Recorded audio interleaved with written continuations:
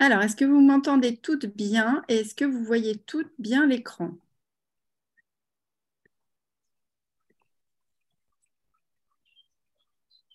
C'est bon? Oui, j'ai personne qui se manifeste en criant au secours, c'est que ça doit être bon. Alors, à partir de maintenant, comme je vais d'abord commencer par vous faire une petite présentation de ce qu'est le métier de thérapeute holistique, etc. Le temps que je parle et que je vous présente tout ça, je vais vous proposer d'éteindre les micros pour pas qu'il y ait trop de cafouillage, de cacophonie, etc. Et quand ce sera le moment d'échanger, de poser des questions, tout ça, je vous dirai bien sûr de rallumer les micros pour me parler de vive voix. Je suis en train de vérifier, mais a priori, j'ai l'impression que voilà, tous les micros sont bien éteints.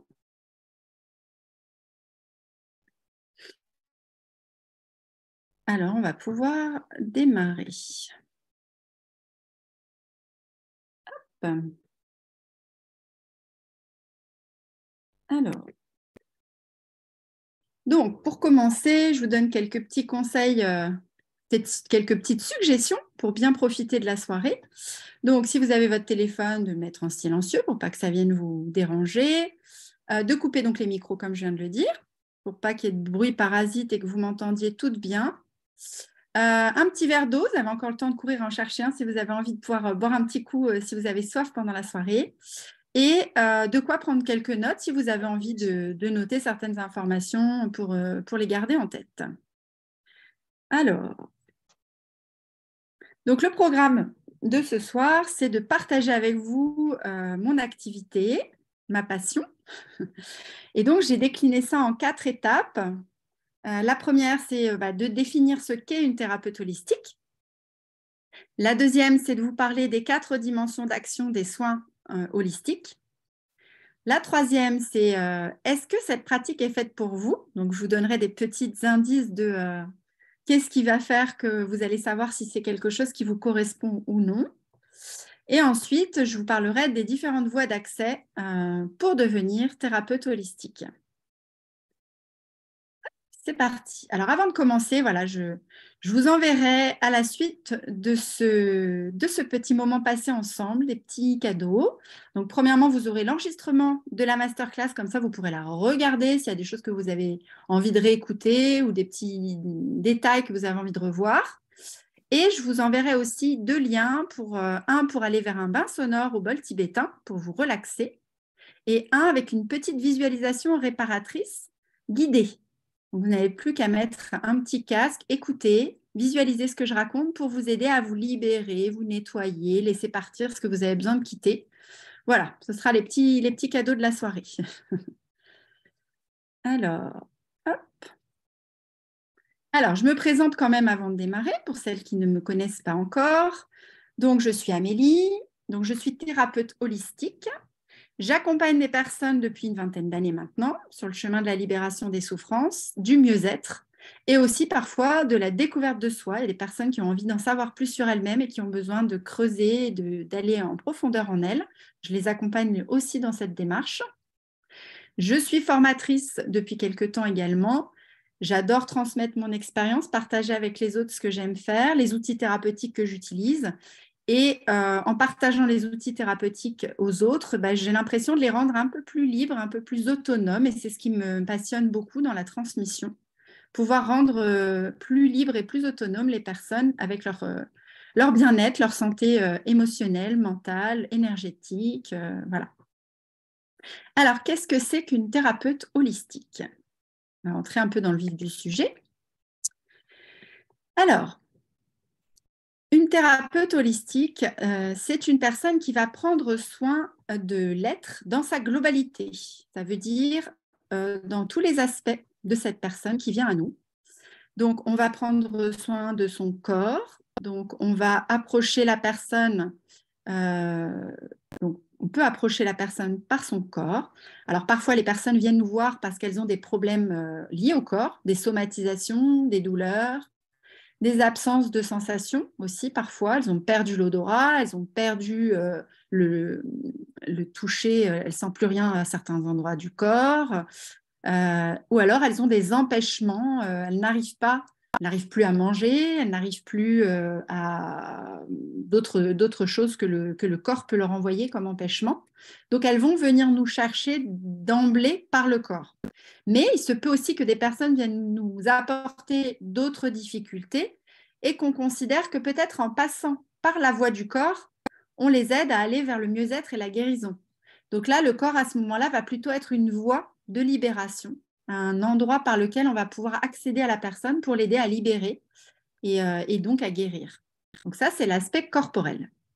Pour l'aspect psychologique, alors, on va prendre en compte que la personne qui vient à nous, elle a une construction psychique de départ, selon l'histoire qu'elle a vécue, selon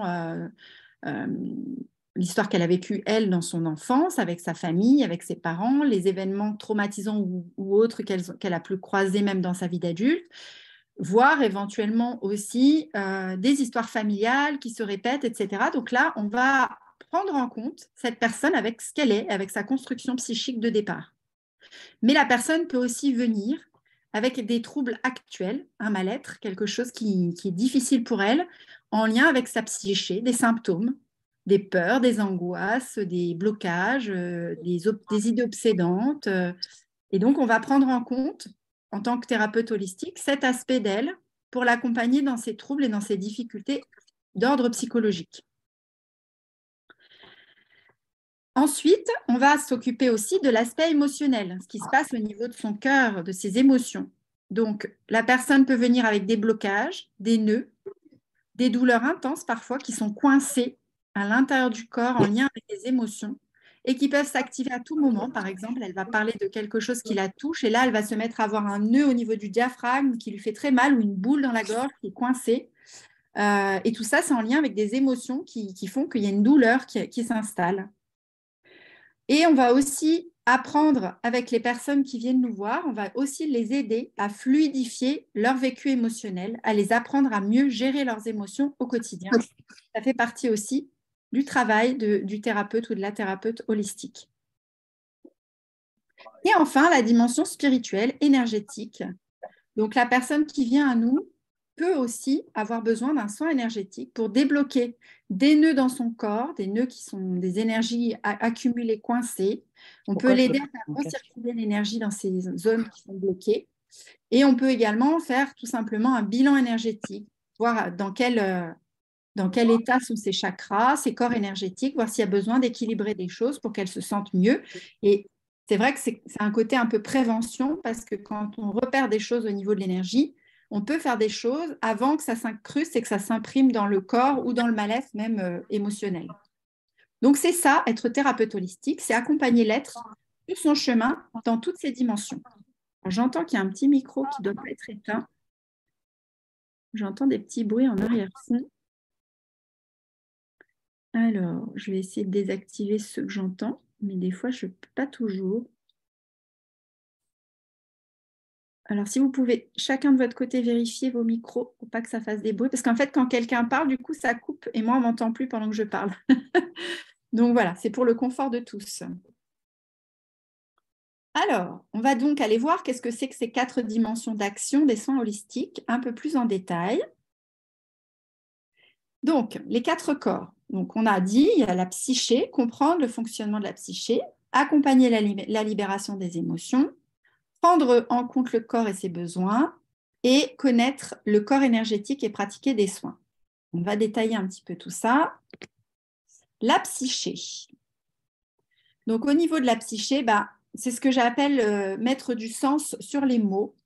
Donc, moi, j'ai commencé, on va dire, ma mission de vie en tant que psychologue parce que tout simplement, à l'époque, quand j'étais toute jeune, je ne connaissais pas tous les métiers et toutes les possibilités qu'il y avait d'accompagner les autres. J'avais juste en tête que j'avais envie d'aider les personnes à se libérer de leurs maux et de leurs souffrances.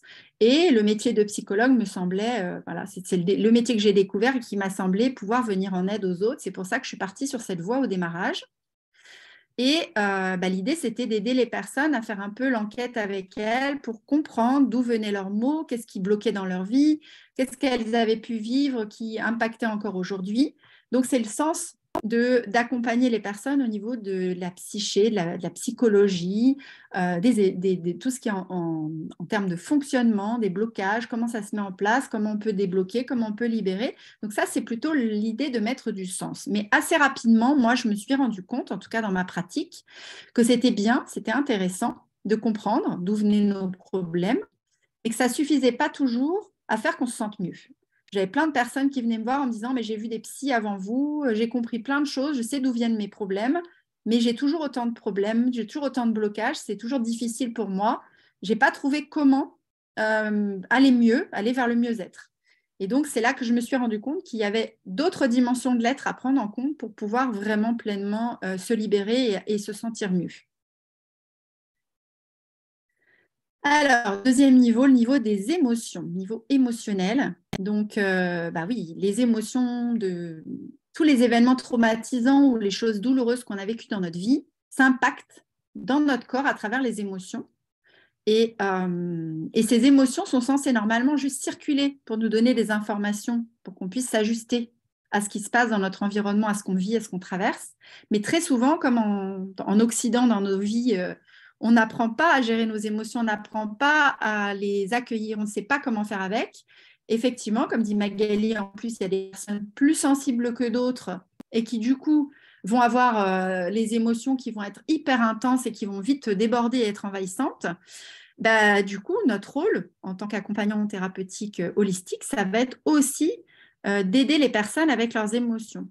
Et quand on a compris d'où venait notre problème, mais qu'on n'a pas été délogé la charge émotionnelle qui est coincée à l'intérieur de nous en lien avec ce problème, on a beau l'avoir compris intellectuellement, on continue d'être téléguidé par ce problème, d'être bloqué dans ce problème et de souffrir de ce problème. Donc, l'idée, c'est d'aller chercher la charge émotionnelle coincée à l'intérieur de nous et de l'aider à s'évacuer, à se libérer pour être vraiment ensuite dans le mieux-être et être tranquille avec ce problème. Voilà, j'ai mis une petite image aussi de l'enfant intérieur qui est au cœur de beaucoup de nos libérations, des choses qu'on a besoin de travailler. Quand on peut retrouver l'accès vers cet enfant intérieur, l'écouter, le libérer, l'aider à évacuer, on fait une grosse partie aussi du travail. Et dans les outils que je propose, il y a des outils que les gens, une fois qu'ils l'ont fait une première fois avec moi, peuvent refaire par eux-mêmes, tout seuls chez eux. Chaque fois que l'enfant intérieur se manifeste, on va retourner s'en occuper. Et c'est quand même super de devenir un peu autonome et d'apprendre aussi à se gérer. Alors, on continue, on descend encore un peu plus à l'intérieur de soi et on arrive dans le corps. Donc, le corps qui est quand même le siège de beaucoup de manifestations. Déjà, c'est dans le corps qu'on ressent souvent les émotions à travers nos sensations. Si je suis très en colère, je vais peut-être sentir que je commence à avoir les membres qui tremblent, je vais avoir chaud, je vais avoir peut-être des sensations dans mon ventre. Enfin, c'est tout ça qui va nous faire dire qu'on vit une émotion. Il y a quand même des sujets qui nous touchent, même quand on est libéré, dit Magali. Quand on est vraiment complètement libéré de la charge émotionnelle, les sujets nous touchent vraiment presque plus. Hein. Vraiment, ça devient vraiment très léger, même des choses très graves et très lourdes. Si on a bien déchargé la charge émotionnelle, ça ne nous entrave plus dans notre vie. Quand on y pense, on n'est plus dans un état émotionnel intense. On est quand même soulagé et libéré. J'ai fait beaucoup ce travail-là sur moi. Donc déjà, moi, je sais comment ça m'a aidé. Et puis aussi par rapport à toutes les personnes que j'ai accompagnées, à partir du moment où il y a une décharge émotionnelle, on a le souvenir qui est là, mais il n'y a plus la souffrance qui est reliée au souvenir. Et ça change tout. Donc le corps, c'est comment je vais me nourrir, comment je vais, parce que c'est important parfois aussi d'entendre comment se nourrissent les personnes, parce que même les mal-être émotionnels, les mal-être, les douleurs intenses qu'on peut ressentir, les angoisses et tout ça, les cellules nerveuses et cérébrales sont aussi construites à partir de ce qu'on mange. Donc si on se nourrit mal, on a des cellules cérébrales qui fonctionnent mal, les cellules nerveuses, ça peut avoir un impact sur notre état global. Donc c'est important de s'intéresser à l'alimentation. Ensuite, il y a tout un tas d'autres outils. Moi, j'utilise les bols tibétains, j'utilise les huiles essentielles pour accompagner la libération des émotions et d'apporter vraiment dans le corps physique une libération. Il y a les mouvements du corps qui peuvent être intéressants aussi, de faire certains mouvements pour libérer des charges ou bien pour activer le nerf vague qui va nous aider à nous remettre d'un traumatisme. Il y a plein de choses intéressantes à faire à ce niveau-là. Les massages, moi j'aborde beaucoup aussi les gens à travers les massages et il y a beaucoup de libérations intéressantes qui se font à travers les massages. Donc voilà, le corps est vraiment intéressant. Et moi j'ai toujours eu du mal à comprendre comment on pouvait dissocier la psyché du corps, parce que pour moi, on peut avoir des somatisations quand on va mal au niveau psychique et émotionnel, et on peut se mettre à avoir des angoisses ou à se sentir mal émotionnellement si notre corps ne va pas bien aussi. Vraiment, ça va dans les deux sens. Donc pour moi, les deux sont indissociables. Et enfin, l'aspect énergétique. Donc, bah oui, c'est aussi, comme je disais tout à l'heure, hyper important parce qu'il y a des blocages dans la circulation de l'énergie, des choses qu'on peut détecter de manière précoce. Et une fois qu'on les a détectés, on peut les libérer avant que ça vienne s'incruster et que ça vienne créer bah, soit des problèmes émotionnels, ou soit des problèmes d'ordre de la santé, tout simplement, des blocages qui viennent se loger dans le corps physique. On les perçoit dans le corps énergétique en amont. Donc, si on arrive à voir où c'est bloqué et qu'on arrive à libérer ça dans l'éther, eh ben, on n'a pas les conséquences derrière sur le corps physique de la personne. Donc, voilà, c'est très intéressant aussi de pouvoir aborder les gens sur l'aspect énergétique. Alors, est-ce que cette pratique est faite pour vous? L'alimentation est importante, le mouvement, le psychologique ou même l'âme, mais si on a une grave maladie qui détruit tout le système. Tu veux dire qu'il détruit tout le système, tout le corps ou un système en particulier, Magali? Je veux bien que tu me précises ta question. Tout le corps. Bah, c'est là que si tu arrives à détecter quand ça commence à se mettre en route et que tu arrives à tout de suite agir, ça évite que ça gagne tout le corps. Mais après, c'est sûr que quand on arrive, des fois, on a des gens qui nous arrivent avec déjà des états bien avancés sur leurs difficultés. Et après, c'est pas parce que ça se manifeste dans tout le corps qu'il n'y a pas quelque chose à faire, hein, quelque chose à débloquer pour faire en sorte que ça se réharmonise et que ça redevienne un peu plus normal dans le fonctionnement. Parfois, le décodage biologique des maladies aussi est très intéressant pour comprendre ce qui se passe dans le corps et pourquoi ça s'est généralisé ou pourquoi ça s'est mis en place de manière fulgurante comme ça dans tout le corps. Mais il y a des choses à faire. Alors, je m'entends en écho dans un micro de quelqu'un. Alors, il y a encore son petit micro qui n'est pas désactivé. Alors, j'ai deux personnes qui ont leur micro encore activé et quand je clique pour désactiver le son, je n'y arrive pas. Donc, si vous pouvez le faire par vous-même, ce serait super. Vérifiez que vos micros sont bien fermés, s'il vous plaît. Alors, Anne, HPI, HPE. Tu parles des hauts potentiels émotionnels et intellectuels, c'est ça que tu veux dire? Je suppose. Moi, en tout cas, c'est comme ça que je l'interprète ce que tu as écrit. Oui, c'est ça. Bah oui, moi j'ai quatre enfants au potentiel, qu'on a détecté tardivement avec mon mari qu'on était aussi. Donc je comprends parfaitement bien ce que tu veux dire. Bah, c'est simplement que déjà, voilà, au niveau du cheminement intellectuel, du fonctionnement de la réflexion, il y a des particularités et qu'au niveau émotionnel, il y a une super hyper sensibilité à gérer. Donc c'est sûr qu'il y a du boulot quand on a ces particularités-là, mais une fois qu'on a appris à s'adapter, à équilibrer tout ça, c'est pour moi, en tout cas maintenant, je le vis vraiment comme une chance et un super don parce que ça me permet vraiment de percevoir des choses subtiles que peut-être que d'autres personnes n'arrivent pas toujours à percevoir. Et donc, ça m'aide énormément dans mes accompagnements. C'est hyper intéressant. Alors, comment voir si on est fait pour ce genre de mission de vie, on va dire. J'aime mieux dire mission de vie que métier, même si c'est quand même aussi un métier. Compliqué de détecter ça, c'est car c'est un super don, mais on ne le voit pas comme ça. Bah non, quand tu le subis et que tu en souffres, tu as plutôt l'impression que c'est une malédiction.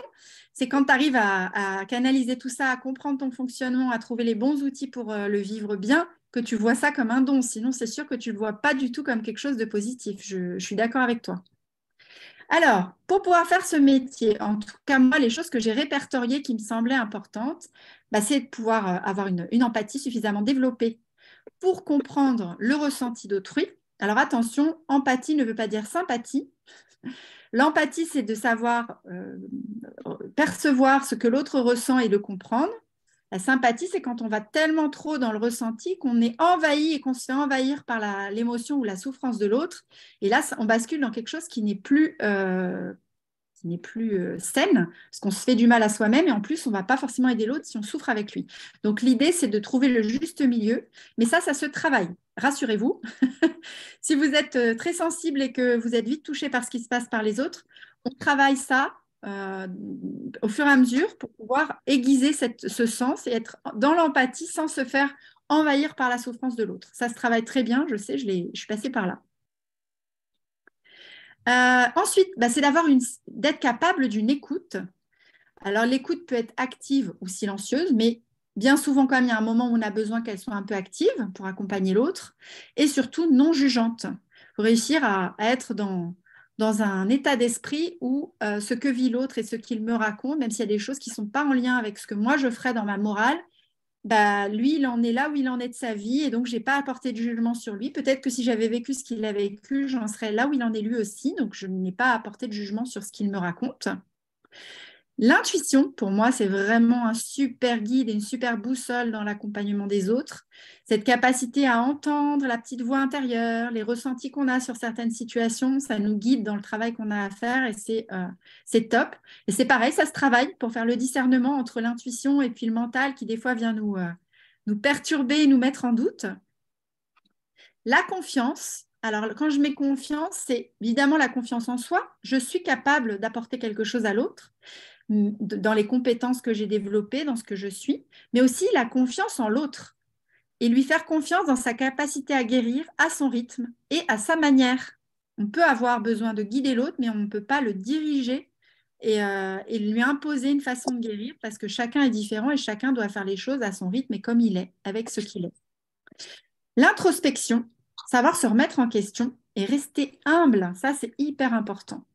Je suis d'accord, mais on ne peut pas être insensible face à une personne qui pleure, par exemple, même si on sait que ce n'est pas notre problème. Non, bien sûr, je ne demande pas qu'on devienne insensible. Ce serait vraiment terrible de voir quelqu'un pleurer et d'en avoir rien à faire.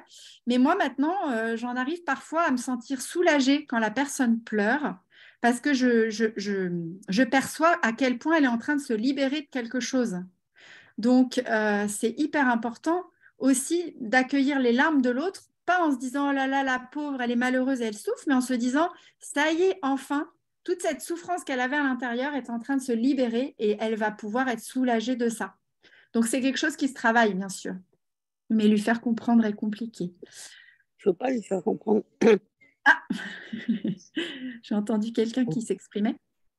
Lui faire comprendre, en tout cas, accueillir ses larmes de cette manière-là et mettre des mots dessus, ça peut être bien en accompagnant et ça peut aider la personne à accueillir elle aussi ses larmes en fait. Parce que les gens, quand ils se mettent à pleurer, moi souvent, ils me disent oh, je suis désolée, comme si c'était une faute qu'ils commettaient de se mettre à pleurer. Donc je leur dis mais il n'y a pas à être désolé, au contraire, moi je vous remercie de cette confiance que vous me faites en libérant vos larmes. Je les accueille comme un cadeau que vous faites vis-à-vis de moi, de me faire confiance et d'oser laisser votre émotion s'évacuer en ma présence, quoi. Donc, c'est différent quand la personne voit qu'on accueille son émotion, qu'on ne la juge pas, qu'on est là, qu'on est présent pour elle. Donc, on n'est pas insensible, mais en même temps, on n'est pas en train de se mettre à s'effondrer et quand la personne s'en va, se sentir mal pour elle, quoi. C'est ça la petite nuance. Mais tout ça, comme je le disais, ça se travaille. Ensuite, il y a évidemment le respect. Le respect de soi, de ses propres limites, le respect de l'autre et de son chemin, de son rythme. Ensuite, il y a la capacité à faire des liens. Alors, on fait des liens pour aider la personne qui est en train de vivre son émotionnel et qui, du coup, n'a pas forcément la vision extérieure pour bien voir ce qui se passe en elle, comprendre. Et nous, on est là pour se faire un peu miroir d'elle et lui montrer ou lui faire voir certaines choses. Donc, on peut faire des liens entre les différentes choses qu'elle nous a dit. On peut faire le lien entre le corps et la psyché, ou le corps et l'âme. On peut faire le lien entre elles et les autres. Moi, ça m'arrive de recevoir des couples, de recevoir des mamans avec leurs enfants, donc de faire du lien entre les personnes. Donc, voilà une autre capacité qu'on développe pour pouvoir exercer ce métier. Et puis, la dernière chose, c'est veiller à sa stabilité personnelle. Faire un travail personnel ou avoir suffisamment déjà avancé sur soi pour pouvoir faire justement le discernement entre moi, mes ressentis, mon vécu et ceux de l'autre. Parce que sinon, on est mélangé, chamboulé entre ce qui se passe en nous, ce qui se passe en l'autre, et c'est bien compliqué de faire le discernement pour pouvoir accompagner l'autre de manière plus objective. Alors, on n'a jamais fini le travail sur soi, hein, C'est pas parce qu'on a fait un travail sur soi que ça y est, tout est réglé. Moi, je fais régulièrement des nouvelles tranches, un nouveau travail sur moi. Selon les moments, ça va être un travail énergétique, ça va être un travail plus thérapeutique, plus psy, ça va être un travail plus corporel, selon les périodes de ma vie, en fonction des choses que je traverse. Je vais voir quelqu'un, je m'en remets à quelqu'un d'autre pour avancer encore un peu plus sur une nouvelle couche d'oignon qui apparaît. Parce qu'on croit qu'on a réglé des choses, mais il y a des couches d'oignon. On enlève une couche et il y a une autre couche plus tard qui revient à la surface, parfois. Et donc, on a besoin d'y revenir plusieurs fois avant que les choses soient en paix complètement en nous. Alors, quelles sont les voies d'accès pour devenir thérapeute holistique? Alors, c'est complexe parce qu'en fait, il y a plein de voies d'accès. Puisqu'il s'agit de pouvoir accueillir la personne dans sa globalité, on peut avoir des outils divers et variés du moment que ça nous permet d'aborder la personne par son corps, par sa psyché, par son émotionnel ou par l'énergétique. Donc, moi, je vais vous parler de la façon dont moi, je suis, la voie dans laquelle moi, je suis devenue thérapeute et je vais vous expliquer tout le parcours que j'ai fait. Donc, j'ai commencé, comme je vous le disais, par un DESS de psychologie en 2002. Ça, c'était mon parcours parce que j'ai cru à l'époque que c'était ça qui me convenait. Puis petit à petit, je me suis rendu compte que ça ne suffisait pas pour moi, pour accompagner les gens. Donc, j'ai fait d'autres formations. Donc, j'ai été vers la biopsychosynergie, qui est un outil énergétique pour libérer des mémoires dans le corps physique à travers des soins énergétiques. Ensuite, j'ai fait une formation en transgénérationnel. Donc, je vous ai mis à chaque fois à côté la durée des formations que j'ai fait et le coût que ça m'a coûté. Le conditionnement, enfin tous les conditionnements qui sont en nous, d'apprendre à les déprogrammer, à faire des visualisations réparatrices pour libérer les mémoires personnelles ou familiales qui sont en nous. Une autre formation que j'ai fait. J'ai fait une formation en communication non violente pour apprendre à mieux communiquer et à mieux gérer les conflits des personnes qui venaient jusqu'à moi. Une formation en parentalité positive, ça je l'ai fait pour moi, pour élever mes 4 enfants du mieux que je pouvais avec des outils qui me paraissaient plus respectueux. Une formation sur les plantes sauvages médicinales. Une formation en olfactothérapie qui a duré, enfin j'en ai fait 2 différentes et ça a duré sur 2 ans. Une formation sur les massages ayurvédiques, j'en ai fait plusieurs aussi différentes pour me perfectionner. Une formation en sonothérapie pour utiliser les sons, la voix et les bols tibétains dans mes accompagnements. Et une formation aussi au point de marmathérapie, donc c'est en médecine ayurvédique, c'est dans la continuité des massages ayurvédiques que je faisais. Là, c'est des points, des circuits pour plus précisément individualiser les massages et aller débloquer les blocages qui peut y avoir dans le corps des personnes au niveau énergétique pour libérer et faire en sorte que leur santé mentale et physique s'améliore. Donc, tout ça, plus un travail personnel important. J'ai fait d'abord 6 mois de psychothérapie quand j'étais à la fac. Ensuite, j'ai fait 9 ans de psychanalyse par la suite. Et puis 3 ans de développement personnel, cette fois-ci en groupe. Tout le reste, avant, c'était de l'individuel. Un travail sur moi avec une thérapeute, olfactothérapeute, qui a duré sur quelques années. Un travail de kinésiologie plus énergétique et des soins énergétiques réguliers. Tout ça pour pouvoir à l'heure d'aujourd'hui, faire tout ce que je sais faire et accompagner les personnes. C'est bien, du coup, il y a des partages de cheminement de chacun, c'est intéressant. Tout ça, du coup, si je mets tout bout à bout, ça m'a pris à peu près dans toute répartie à différents moments des 20 ans d'accompagnement, ça m'a pris 8 ans, 3 mois et demi, si je calcule tout ça. Et ça m'a coûté environ dans les 10 620 euros. Donc, ça a été un investissement personnel, de temps et aussi un coût financier important pour arriver jusqu'à ce que je suis et tous les outils que j'utilise aujourd'hui dans mon approche et dans ma vision que j'ai aujourd'hui des soins.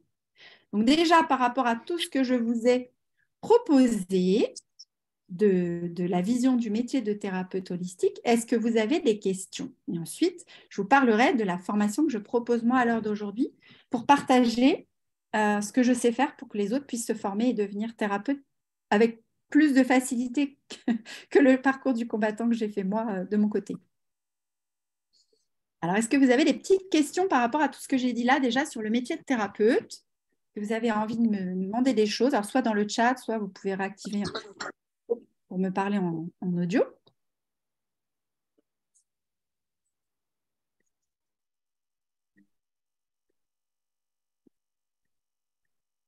Non, vous n'avez rien de particulier à dire par rapport à ce que j'ai dit jusqu'ici? Eh bien, alors, je vais continuer. De toute façon, je vous laisserai un temps. Alors, est-ce qu'il y a une part de chamanisme? Alors, j'y viens. J'y viens de plus en plus parce qu'en fait, comme j'ai une approche des plantes qui est quand même assez importante et dans mon approche thérapeutique et dans ma vie personnelle, petit à petit, je suis allée de plus en plus au contact de la nature, de l'énergétique de la nature, l'aspect vibratoire. Et du coup, petit à petit, je plonge de plus en plus dans les outils chamaniques, mais je suis en chemin pour l'instant. Je ne veux pas dire que je maîtrise totalement. Donc, dans la formation que je propose, j'aborde des petites choses de cet ordre, mais ce n'est pas le noyau dur. Pour le moment, j'attends d'avoir suffisamment baigné moi dedans pour pouvoir le retransmettre par la suite. Tout le monde ne peut pas se payer ce genre de formation, pourtant je trouve que ça coûte cher pour être soi. Alors, il faut dissocier deux choses. Il y a le travail personnel sur soi et il y a se former pour pouvoir accompagner les autres. Donc, du coup, se faire accompagner sur soi, ça n'a pas le même coût que les formations qu'on peut faire pour accompagner les autres. C'est deux choses un peu différentes. Mais c'est vrai que tout a toujours un coût, c'est sûr. Pas d'autres formations alimentaires naturelles. Alors, l'alimentaire, je me suis énormément fait avec différentes naturopathes, énormément aussi cheminé, testé, expérimenté tout un tas de choses sur moi, ce qui fait que j'ai des bases assez importantes, mais je n'ai pas fait de formation naturelle. C'est un vrai investissement pour soi. C'est comme ça que je vois les choses. C'est sûr, c'est sûr. Moi, je sais que parfois, il y a des personnes qui me disent oui, mais faire un travail sur soi, ça coûte cher, c'est compliqué, les séances, tout ça. C'est sûr, mais on met effectivement à un moment donné, effectivement ces moyens vers là où c'est l'essentiel. Il y a des personnes qui préfèrent le mettre dans les voyages, il y en a qui préfèrent le mettre dans un soin par rapport à soi pour se sentir mieux, il y en a qui préfèrent le mettre dans une voiture qui coûte plus cher. Chacun fait ses choix de vie, c'est sûr, mais en même temps, travailler sur soi, c'est quand même la base pour se sentir bien, être pleinement épanoui. Donc ça, c'est vrai que c'est quand même important si on a besoin de mettre ses priorités quelque part. En tout cas, moi, c'est là que je les ai mises, effectivement. Je ne trouve pas car on doit être en soi pour aider les autres. Alors, tu réponds à quoi, Magali, là? À cette phrase, du coup, je ne sais plus à quoi ça répond. Coûte cher pour être soi. Oui, alors ça y est, je vois le lien. Oui, bien sûr, il faut faire un travail sur soi pour aider les autres. Ça, je suis bien d'accord avec toi parce que pour moi, c'est même la base et c'est même l'essentiel. Quels que soient les outils qu'on utilise, le plus important, c'est effectivement de faire un chemin sur soi. Et c'est pour ça que d'ailleurs, que dans la formation que je propose moi, il y a des temps de pratique sur soi. On expérimente les outils sur soi, donc on avance, on fait un gros boulot personnel aussi pendant cette formation. Alors, je vais vous parler du coup de la formation que je propose maintenant. Donc, c'est une formation qui se fait avec des mixtes de temps de visio en live, comme on est en train de le faire là, sur certaines notions théoriques, de présentiel. Il y a 3 fois 3 journées de présentiel qui se vivent pendant les 6 mois. Et il y a quelques petits points aussi qui sont abordés sous forme de vidéo. Donc, ça fait un total de 101 heures de formation. Voilà. Et je vais vous la détailler un peu plus. Donc, j'ai repris en fait les quatre approches de la thérapie holistique en créant 4 blocs de modules différents pour aborder l'émotionnel, le corporel, le physiologique, l'énergétique, le spirituel. Et il y a un bloc aussi sur la posture du thérapeute, où je donne des petits conseils pour mettre en pratique vraiment des séances, etc., comment on se positionne, la déontologie, toutes ces choses-là, pour qu'on ait vraiment, on soit en sécurité pour se lancer. C'est où? En présentiel. C'est chez moi, dans mon écolieu ici, en Ardèche du Nord. Alors, donc, sur ces 20 modules que nous avons au total, on a un premier module qui nous permet, donc je donne des bases un peu de psycho-patho pour qu'on sache, parce que même si on n'a pas envie de faire un travail purement psy, il y a des personnes qui nous arrivent et qui nous disent j'ai été diagnostiquée bipolaire ou j'ai été diagnostiquée je ne sais quoi. Donc c'est important de connaître un peu les différentes pathologies qui existent sur le plan psychique et émotionnel pour savoir se repérer. Et une fois que je vous ai donné les repères classiques, on va dire, psychopathologiques, médicales et scientifiques, je vous donne une approche que j'ai maintenant, moi, sur ces pathologies, qui est plus énergétique, parce que c'est important de connaître les différentes façons de percevoir la maladie mentale. Voilà, donc ça, c'est le premier module. Le deuxième module, donc je vais vous parler de l'émotionnel, comment reconnaître les différentes nuances d'émotions qu'on peut traverser, qu'on peut vivre en soi, comment les accueillir et les libérer. Je fais un petit bout aussi sur l'analyse des rêves, qu'est-ce qu'ils viennent nous dire sur notre état psychique et émotionnel. Et aussi, donc, je donne des outils pour apprendre à comment gérer les émotions et comment accompagner les autres dans leur gestion des émotions. Ensuite, on va aller voir du côté des besoins, parce que derrière les émotions, il y a des besoins. Donc, je vous apporte les différents besoins fondamentaux de l'être humain. Comment réussir à clarifier nos besoins derrière une émotion, une réaction. Ce n'est pas du tout facile. Il y a beaucoup de personnes qui ont beaucoup de mal à détecter de quoi j'avais besoin et pourquoi ça a déclenché cette émotion. De trouver aussi un moyen d'aligner nos comportements et nos décisions sur ces besoins pour justement avoir une vie plus harmonieuse. Un outil de communication, donc plusieurs outils de communication, mais en tout cas un module sur la communication.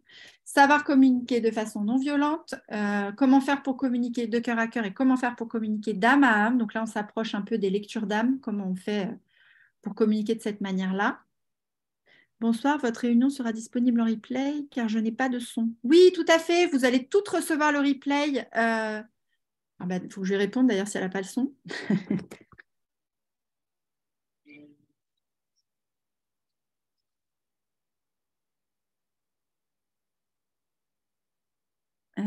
Hop. Voilà. Donc la communication, apprendre à être dans l'écoute empathique ou l'écoute active. C'est quoi la différence entre les deux? Dans les différentes séances d'accompagnement, on a besoin des fois d'avoir les deux et de savoir être à l'aise avec les deux façons de faire. Ensuite, un chapitre sur les conditionnements, les programmations qu'on a inconscientes en nous. Donc, dans ce chapitre-là, on va apprendre la différence entre nos comportements réflexes et nos comportements conditionnés, les injonctions qu'on a reçues, les croyances, les préjugés. Et une fois qu'on a appris à les détecter, eh bien, on va apprendre comment on fait pour les déprogrammer, comment fonctionnent aussi des outils comme la pensée créative et le tableau de visualisation. Voilà. Donc, tout ça, c'est résumé, hein, et pour donner au moins une idée de chaque module et de ce que ça contient. Un module sur l'estime de soi et la confiance en soi. Faire la différence entre qui je crois être et qui je suis vraiment. Donc après, il y a un outil que j'aime beaucoup qui s'appelle reconstituer notre loi de l'ego négatif et créer une loi universelle de vie. Donc, c'est des outils puissants qui permettent de prendre conscience et d'intégrer aussi dans le corps, dans l'énergie. C'est des outils un peu globaux qui englobent les 4 corps. Comment je me suis conditionnée ou j'ai été conditionnée à avoir une image de moi particulière par rapport aux expériences de vie que j'ai eues et du coup, comment je fais pour m'en libérer. L'EFT en fait partie. Oui, alors l'EFT, je l'aborde aussi dans les outils que je mets plus corporels puisqu'il y a beaucoup de tapping, de gestes et de choses comme ça. Mais effectivement, l'EFT en fait partie. Voilà. Un module sur le transgénérationnel. Donc, comment on fait pour repérer les liens de fidélité, les répétitions familiales. On aborde le décodage biologique des maladies. On apprend aussi comment faire pour équilibrer les énergies masculines et féminines à l'intérieur de nous, qui sont souvent aussi en partie héritées du fonctionnement de nos parents. On apprend à guérir la lignée et à couper les liens délétères qu'on peut avoir avec nos ancêtres. Et à partir du moment où on répare la lignée et qu'on coupe les liens négatifs qui nous unissaient à certains membres de la famille, eh bien, on peut accueillir tout ce qui est lumineux, les potentiels, les dons, les capacités que nos ancêtres avaient, qu'on peut à nouveau accueillir une fois que la souffrance est libérée. Donc ça, c'est magique aussi. Ensuite, un module sur comment nourrir son corps. Donc, je donne des bases d'alimentation vivante, des bases d'alimentation autour de l'Ayurveda, puisque c'est dans cette tradition-là que j'ai beaucoup exploré. Et aussi quelques petits conseils de complémentation de base qu'on retrouve très souvent chez les personnes qu'on accompagne des carences de certaines choses. un module sur des pratiques corporelles de bien-être. Donc, c'est là que dedans, il y a beaucoup donc, des respirations, des mouvements de circulation d'énergie. Donc là, on retrouve les mouvements qui stimulent le nerf vague. On retrouve les mouvements style TRE. Je ne sais pas si vous connaissez.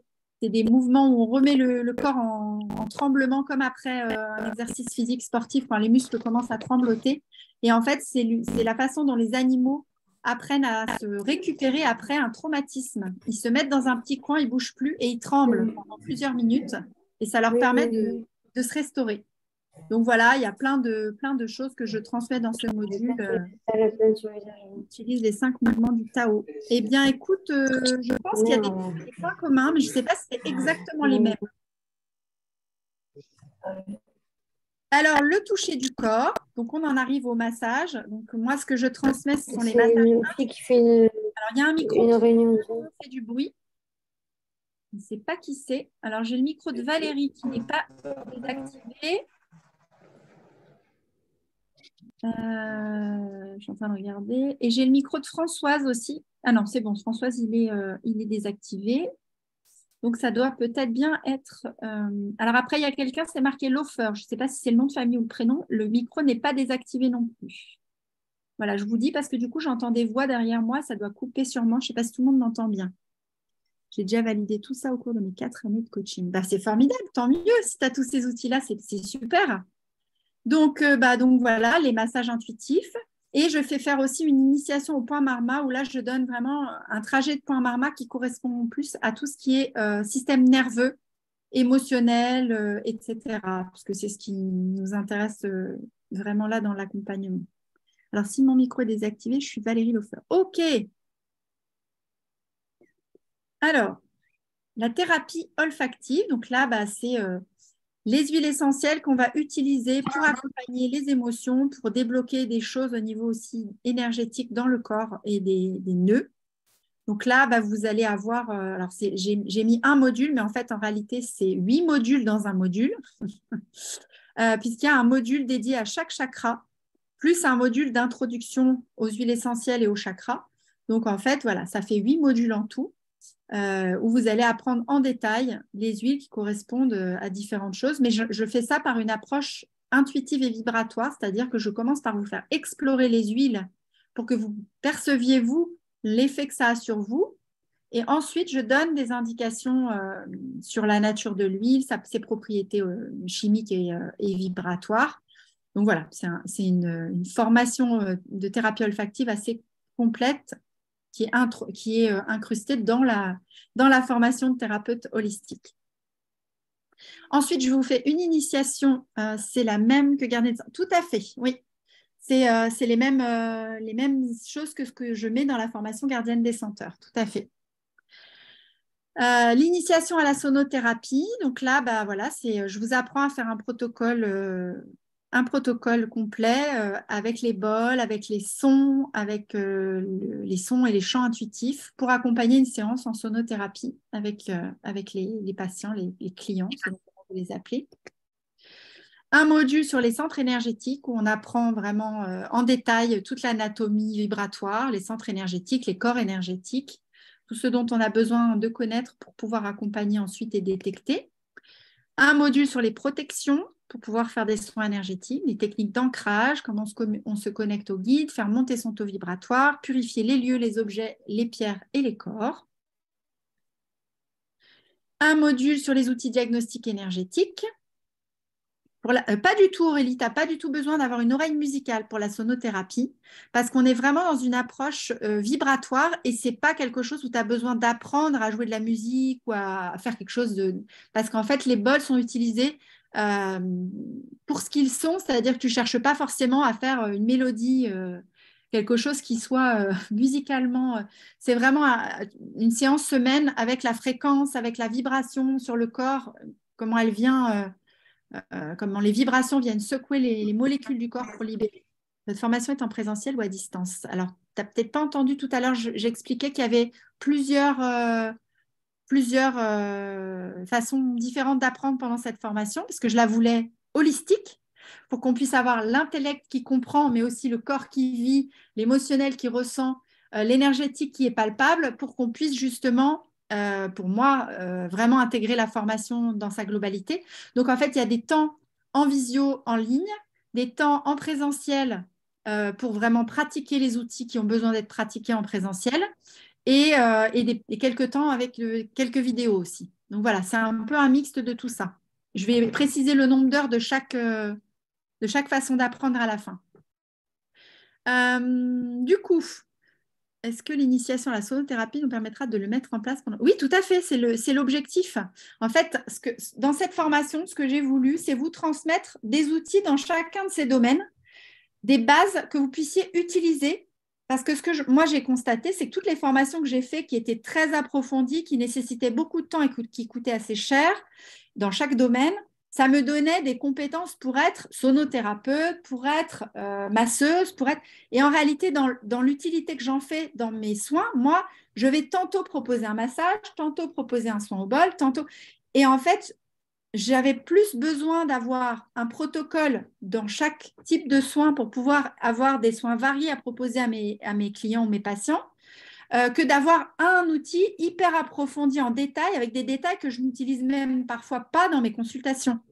Par exemple, quand j'ai fait ma formation de sonothérapeute, on m'a vraiment montré tout un tas de protocoles différents en détail. On m'a montré les diapasons, les bols tibétains, enfin tout un tas de choses. Et en réalité, dans les soins tels que je les pratique, j'utilise surtout la voix et les bols, et j'utilise à peu près toujours le même protocole avec les bols.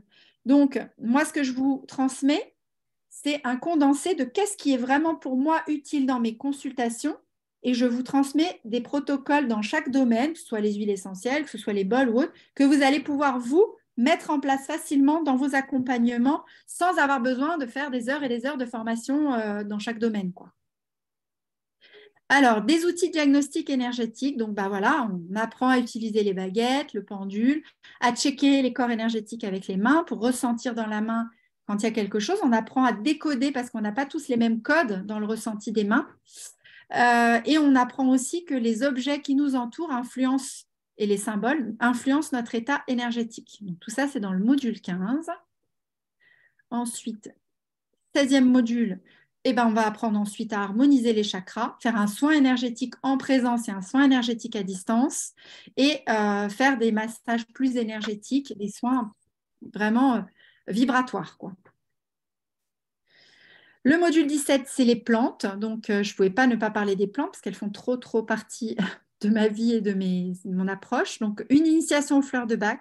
C'est pareil, ce n'est pas une formation détaillée sur laquelle on va rester pendant des mois sur les fleurs de Bach, mais je vous donne vraiment les bases pour utiliser les fleurs de Bach en vous donnant les indications de quelle fleur de Bach agit de quelle manière sur quelle chose. Et après, je vous invite à explorer et à vous laisser aussi appelé par votre intuition, parce que parfois on sent qu'il y a une plante qui est plus appropriée pour accompagner telle ou telle chose par rapport à la personne qu'on a en face de nous, et c'est important aussi parfois d'écouter son intuition. Et j'aborde aussi quelques plantes sauvages médicinales qu'on peut faire en tisane et qui sont utiles pour le plan toujours psycho-émotionnel global.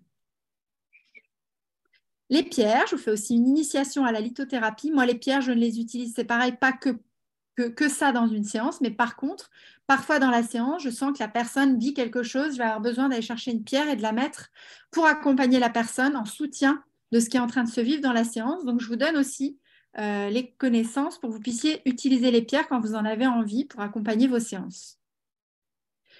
Le module, donc, les modules dont je vous parlais, définir son cadre de travail, clarifier ses besoins de thérapeute, les intentions qu'on va mettre dans le soin, et déterminer les valeurs personnelles et la déontologie qu'on a envie de respecter dans notre travail, dans notre accompagnement avec les autres.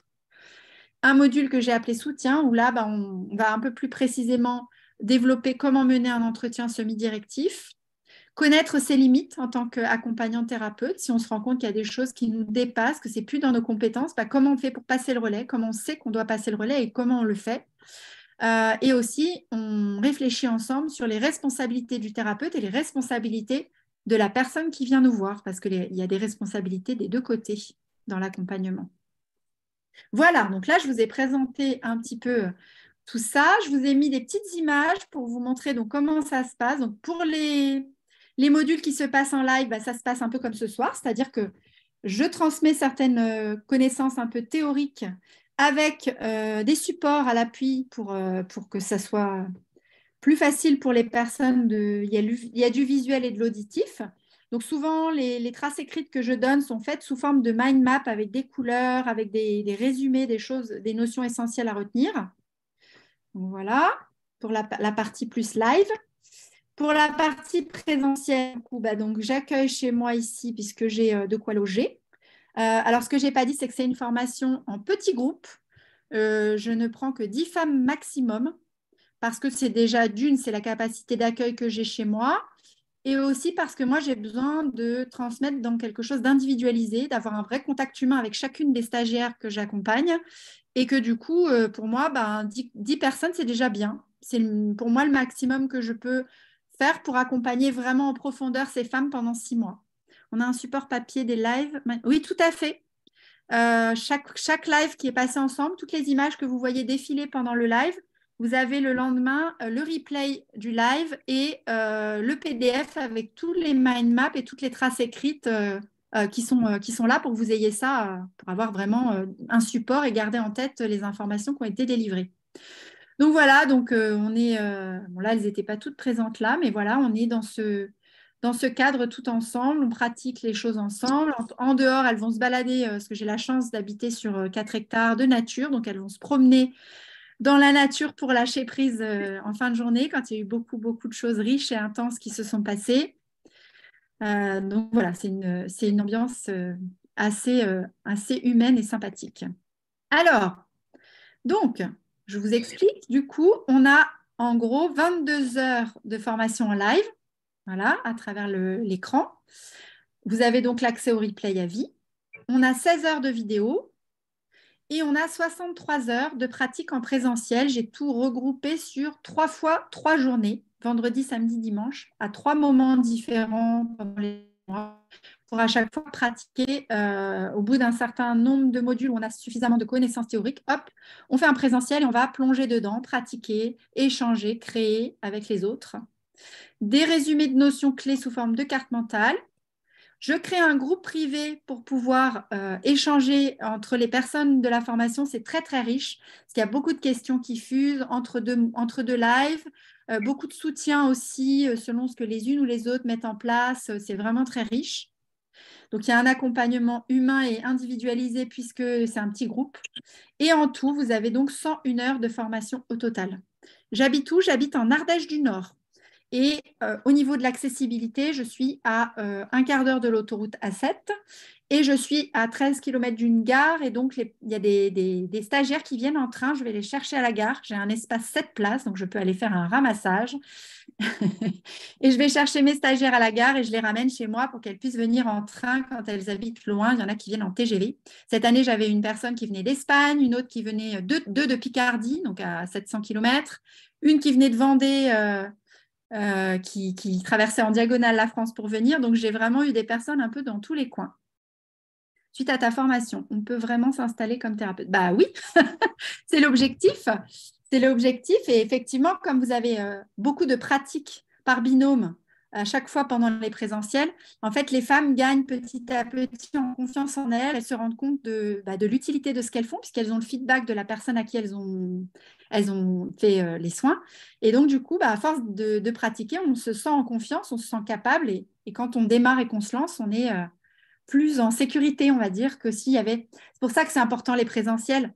Je sais bien que c'est compliqué pour certaines de se déplacer, mais s'il n'y avait pas ces moments où on expérimente et on pratique, on reste dans quelque chose d'un peu théorique et intellectuel et on a beaucoup de mal à se lancer après sur le terrain par expérience. La formation est-elle certifiée? Oui, tout à fait. Et je suis en cours de certification Calliope. Je suis en cours, ce n'est pas encore complètement fait, mais je suis en train de mettre en place tout ce qu'il faut pour pouvoir être certifiée et être reconnue même par les organismes de formation.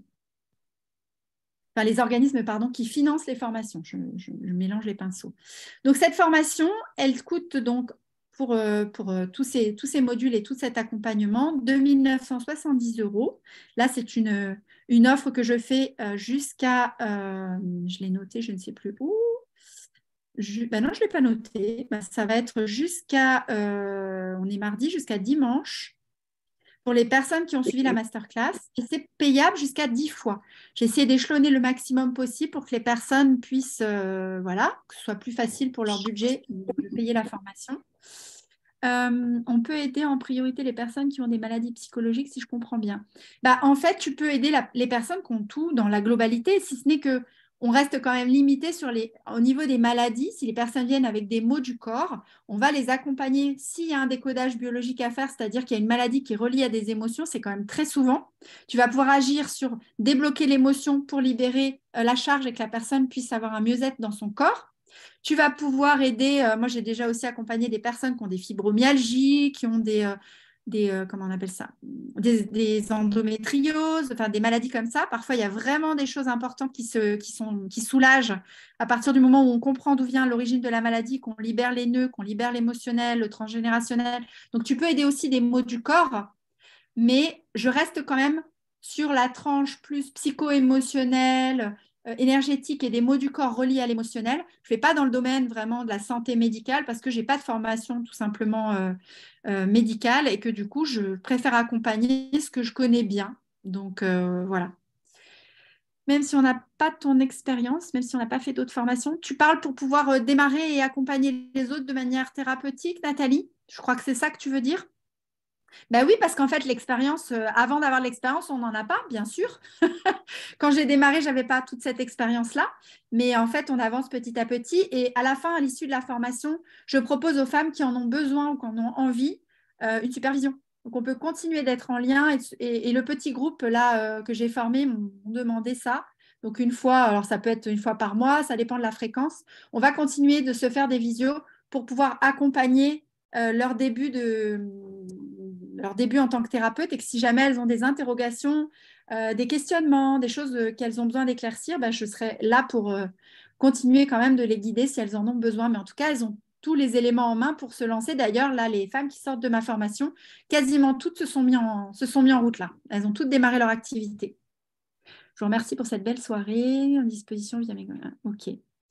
Si pas avant dimanche soir, c'est quoi le tarif normal? Bah, c'est à 50%, donc oui, c'est le double.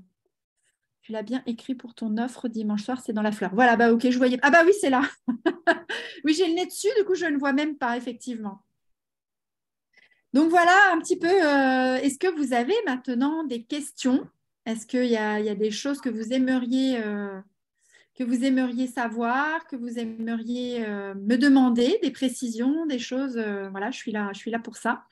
N'hésitez pas à me poser les questions qui vous viennent. Les dates des week-ends en présentiel, oui. Eh bien, alors là, je ne les connais pas toutes par cœur, mais alors ce que je voulais vous proposer aussi, pour celles qui seraient intéressées, vous pouvez revenir vers moi par mail et me demander des rendez-vous téléphoniques. Je prends le temps d'échanger avec la personne qui aurait envie de s'inscrire, de discuter avec elle, de répondre à ses questions et de donner effectivement le programme plus détaillé avec les dates pour que vous ayez tous les éléments en main. Est-ce qu'il y a de la PNL et de l'hypnose? Alors, la PNL, non. Par contre, les outils de visualisation réparatrice sont vraiment très proches de l'hypnose. Ça s'appelle pas hypnose, mais on fait basculer la personne dans un autre niveau de conscience, exactement comme quand on fait de l'hypnose. Donc, ça y ressemble beaucoup. Je vous souhaite une belle continuation. Merci. Ben, avec grand plaisir. Bonne continuation à vous également.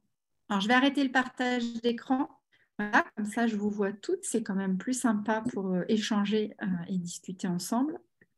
Je vais vous mettre dans le chat le lien pour s'inscrire à la formation. Comme ça, vous l'avez sous la main. Mais vous le recevrez aussi avec le replay normalement demain par mail.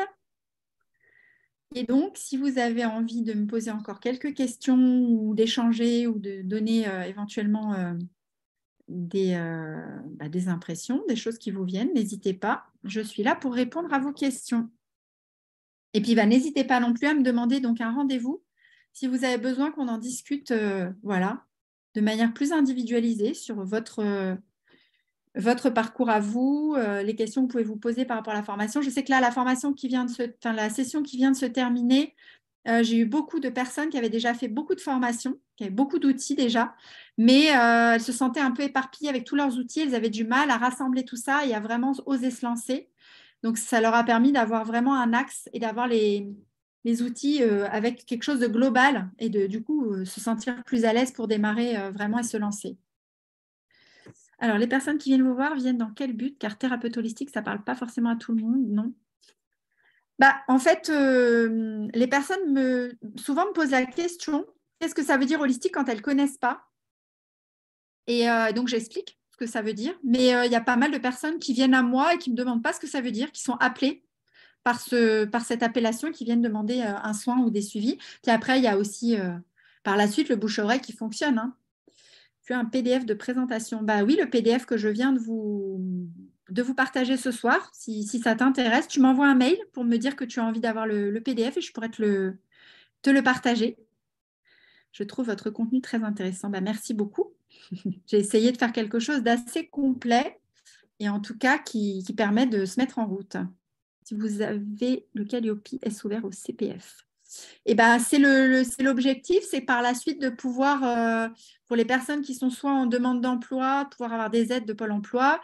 Et alors, je sais qu'il y a certains comptes formation, quand on a le Calliope, qui peuvent rentrer en compte, mais a priori, pas tous. Je n'ai pas encore bien été décortiquer les détails, mais en tout cas, c'est le premier pas. Et après Calliope, il y a encore un deuxième pas qui est la certification. C'est encore une autre étape. Et là, à partir du moment où on a la certification, après, on peut avoir les aides dans tous les centres de formation possibles, a priori. +1 pour le PDF. Merci, Amélie. Après, si ça intéresse tout le monde, le PDF, je peux le rajouter éventuellement dans l'email avec le replay que j'envoie demain. Voilà. Y a-t-il d'autres questions? Alors, Nathalie me fait de la langue des signes. Je n'ai pas entendu. Si tu sais quand tu auras la certification. Non, en fait, je suis en cours déjà de certification Calliope. Et ensuite, il y a une autre certification à avoir pour vraiment avoir tout en complet et pouvoir dépendre de tous les comptes de formation, etc. Donc, ce n'est pas pour tout de suite. Je ne sais pas dans combien de mois ce sera. Peux-tu rappeler quand démarre la formation? Oui, le 21 septembre. Ça démarre, c'est la rentrée des classes un peu en décalé. J'ai préféré décaler parce que souvent on est dans la rentrée des classes des enfants, la reprise du boulot, etc. Tout ça, donc j'ai décalé un petit peu plus dans le mois de septembre pour que. Donc ce ne sera pas pour cette formation. Non, je n'aurai pas encore les certifications pour cette formation qui démarre en septembre. Peut-être la suivante, je ne sais pas, parce que je fais une session en septembre, une session en février en général.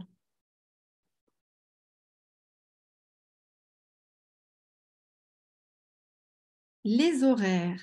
Alors, pour le live, comme c'est un petit groupe de 10 personnes, en général, on s'organise entre nous pour essayer de trouver l'horaire qui correspond le plus à tout le monde. Au départ, moi, j'avais prévu un horaire plutôt en soirée pour que les personnes qui travaillent puissent être disponibles. Et puis là, il s'est avéré que le groupe que j'ai accompagné pour la dernière session, c'était que des femmes qui étaient disponibles ou qui pouvaient s'organiser pour l'être en journée. Donc, on avait mis le live en journée parce qu'elles trouvaient ça plus sympa que d'être le soir après le boulot.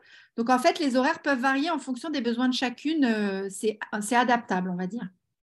Pourra-t-on obtenir la certification plus tard ou pas? Alors moi, je délivre un diplôme à la fin de la formation, un diplôme de thérapeute holistique de mon école. Et après, la certification de la formation que j'obtiendrai par la suite quand j'aurai fini toutes les démarches me permettra de donner une certification, on va dire, reconnue par l'organisme qui va me certifier. Et ça, si je justifie que toutes les personnes qui sont passées dans la formation avant ont bien bénéficié des mêmes choses, il n'y a pas de raison. A priori, je pense que je pourrais. Si on n'a pas de dispo pour un live, c'est OK. Oui, tout à fait. Oui, ça arrive pendant les 6 mois que des fois on soit malade ou pas disponible. Ou, vous avez le replay dès le lendemain, de toute façon, avec le PDF. Et puis, de toute façon, si vous avez des questions, vous me contactez et vous me posez les questions. Ou alors au live suivant, quand on se retrouve, vous me reposez les questions en direct. Et puis, les temps de présentiel, c'est aussi ça. Hein. On peut reparler aussi de certaines notions qu'on a abordées pendant les lives, pendant les temps de présentiel, et les redécortiquer en direct, quoi. Alors, est-ce qu'il y a d'autres petites questions?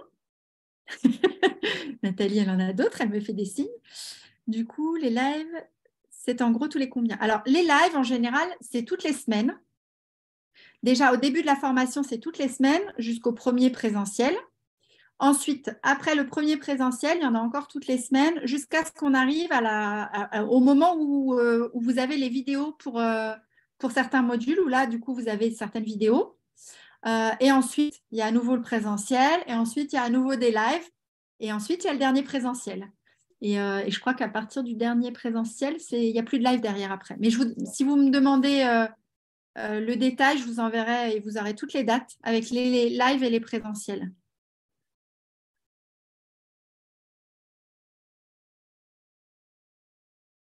Le live sera quel jour? Cette année, c'était tous les jeudis.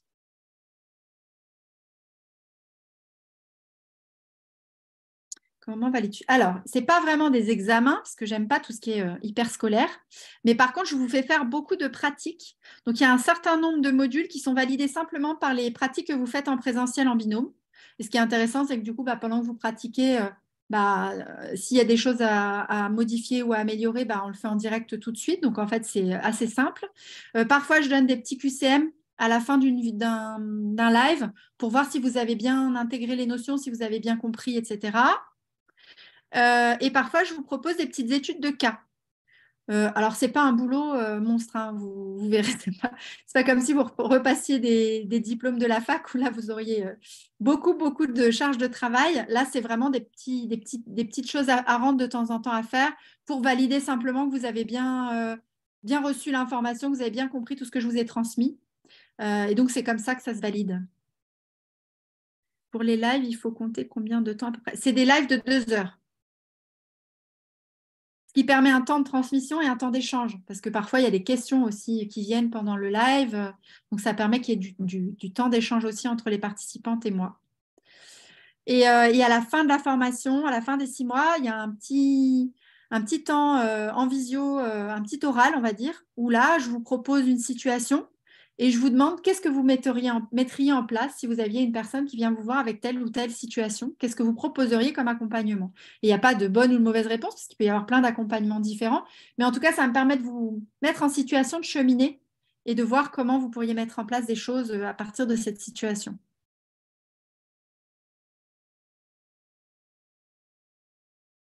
Alors, est-ce qu'il y a encore quelques questions? Ou est-ce qu'on va s'arrêter là pour ce soir? On peut compter environ le même nombre d'heures de travail, d'apprentissage, d'expérimentation que le nombre d'heures de formation? Oh non, c'est pas à ce point-là quand même. Parce que, par exemple, quand il y a un live de 2 heures, derrière, il y a un petit QCM qui se remplit rapidement en cochant oui, non, des choses vraiment rapides. Donc, le QCM, pour moi, il ne va pas prendre plus de grand maximum une demi-heure. Et quand c'est des modules où il y a des petites études de cas, l'étude de cas, elle, peut prendre un petit peu plus longtemps quand même. Donc là, il y a un peu plus de temps de travail sur l'étude de cas.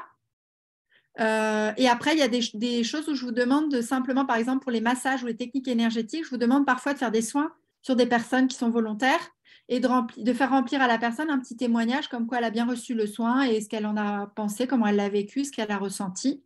Donc ça, là, ça prend le temps d'un soin, on va dire. Mais ça permet de pratiquer déjà.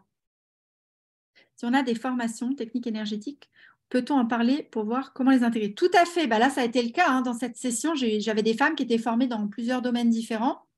J'avais 2 femmes qui étaient masseuses professionnelles. Donc, quand on a abordé le chapitre sur les massages, moi, je leur ai appris à masser de manière intuitive. Et ça, elles ne savaient pas, elles ne connaissaient pas cette façon de masser. Donc, ça leur a beaucoup plu de sortir des protocoles et d'aller dans quelque chose de plus adapté, plus intuitif, plus personnalisé. Mais du coup, je leur ai proposé aussi de donner leur impression, de donner dans leur façon qu'elles avaient, elles, de masser d'habitude, est-ce qu'elles avaient des choses qu'elles avaient envie de nous partager par rapport à leur façon de faire. Et puis, quand on a abordé les outils énergétiques aussi, il y a une personne qui avait déjà fait une autre formation en énergétique. Donc, on comparait les différentes façons d'utiliser les différentes méthodes et c'était très riche, ça enrichissait les choses. Alors, la transe l'intéresse car je suis animatrice de constellation familiale. Ah, le transgénérationnel. Ok, ça y est, j'avais pas bien lu le mot. Oui, oui, c'est passionnant. C'est passionnant et moi, j'ai vraiment des résultats. C'est presque du domaine de l'instantané et du magique. Hein. Quand tu trouves d'où c'est bloqué en transgénérationnel et que tu fais le travail qu'il faut, c'est vraiment le jour et la nuit chez la personne. C'est vraiment passionnant.